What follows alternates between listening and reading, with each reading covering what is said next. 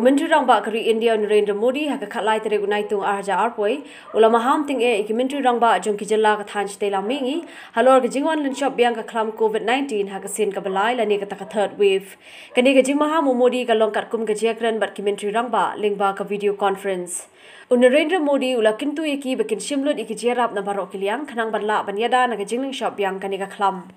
During the meeting, the different chief ministers of the state presented their status and the report of their state.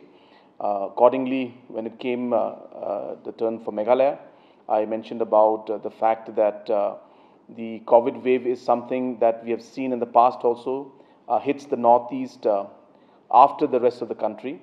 So therefore, this was something that was in expected lines in one way. It gave us the time to also prepare in terms of our infrastructure and oxygen supply and other factors. And we are seeing that we are at a point where things are plateauing now. We have seen a steady decline, but the decline has not been at the rate that we anticipated, and maybe because of the fact that we have a lot of scattered population. In the dense areas, we have seen the numbers come up immediately and then it went down. But then in the rural areas, we are seeing that the spread has been more and has been kind of taking more time to come down completely. So, but we are expecting that in the next few weeks that things should look much better than what they are today. The positivity rate has come down below 10% for Meghalaya state.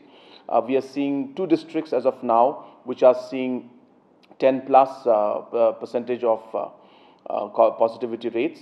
But the big concern for our state still remains our vaccination drive, and we are still below the national average in certain cases. Therefore, we are pushing that in a mission mode. We have asked the MLAs, MDCs, we have asked the different religious leaders, headmen, civil society, and all to help and contribute towards how we could enhance the vaccination drive. And we have seen positive results in the last few days, but we are very hopeful that we will see the rates of vaccination go up even higher in the coming weeks and months.